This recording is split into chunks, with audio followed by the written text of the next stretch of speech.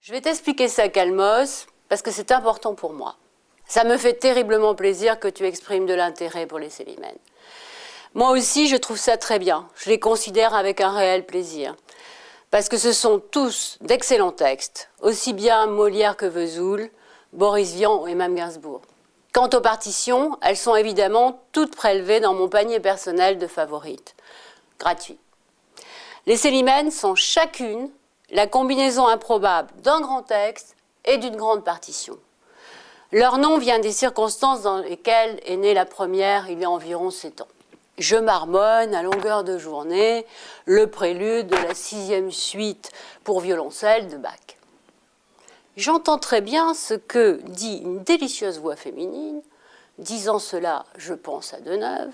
« Madame, j'ai beaucoup de grâce à vous rendre.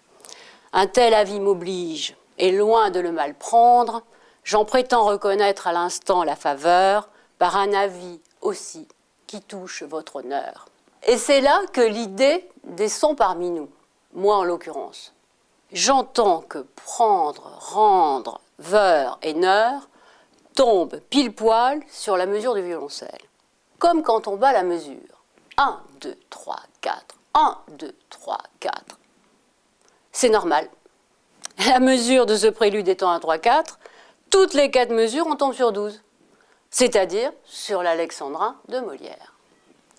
Voilà pourquoi ce texte semble avoir été écrit pour cette partition.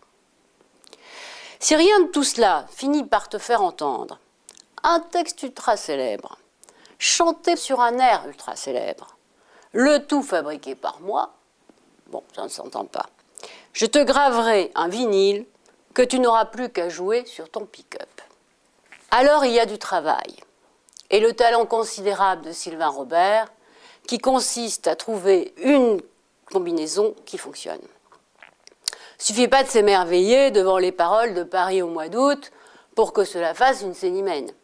Il faut encore trouver un morceau dont la base rythmique, note par note, mesure par mesure, soit superposable à la trame du texte. Mais l'idée, pour en revenir à elle, est vraiment au poil. En ce que elle a une infinité d'inspications, combinaison, parole plus musique. Elle est universelle.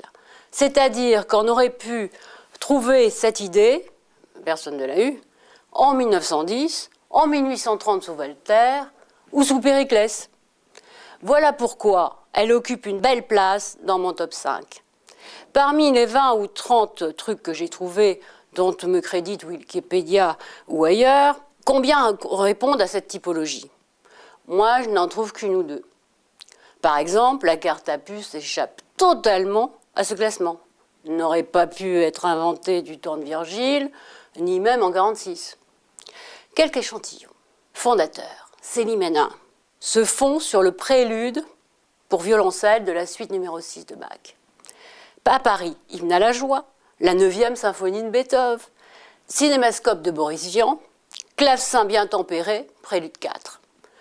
Le Déserteur, toujours de Vian, sur Asturias d'Albeniz, Paris au mois d'août, sur la fugue de la fantaisie en sol mineur de Bach, la chanson de Prévert colle au boléro de Ravel, Vesoul avec la gigue de la première partita pour clavier de Bach.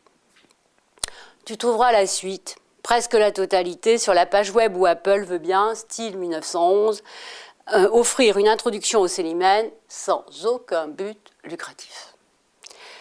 Des inventions, j'en ai pas fait tellement, moins de 5 en tout cas. Et imagine-toi, Catherine, que les Célimènes sont dans mon top 5. D'où cet interminable préambule, ou bien tel que promu par Apple.